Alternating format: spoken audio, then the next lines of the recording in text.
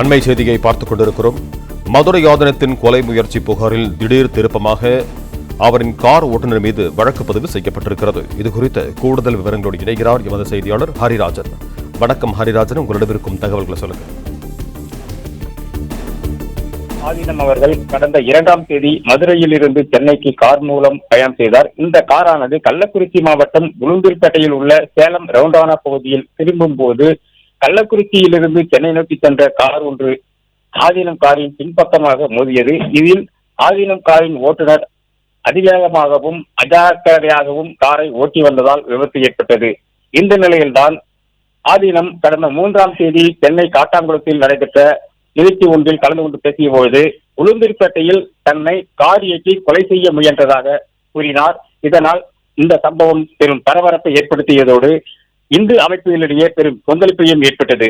இதைத் தொடர்ந்து கள்ளக்குறிச்சி மாவட்ட காவல்துறை கண்காணிப்பாளர் ஆதீனம் கூறிய கருத்துக்கு மறுப்பு தெரிவித்ததோடு இந்த விபத்து ஏற்பட்ட போது அந்த பகுதியில் இருந்த கண்காணிப்பு கேமராவில் பதிவான சிசிடிவி காட்சிகளை வெளியிட்டிருந்தனர் போலீஸ் தரப்பில்.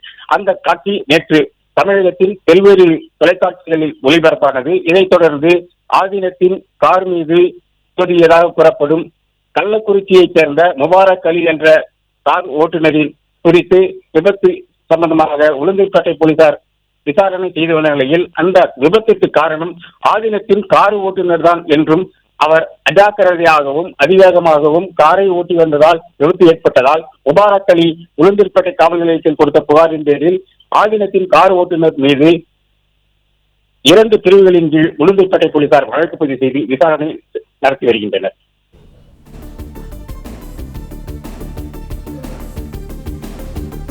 நன்றி ஹரிராஜன், உங்கள் தகவல்களுக்கு. பிளே ஸ்டோர் மற்றும் ஆப் ஸ்டோரில் இருந்து பாலிமர் செயலியை QR கோடு மூலம் பதிவிறக்கம் செய்யுங்கள். செய்திகளை உடனுக்குடன் பெறுங்கள்.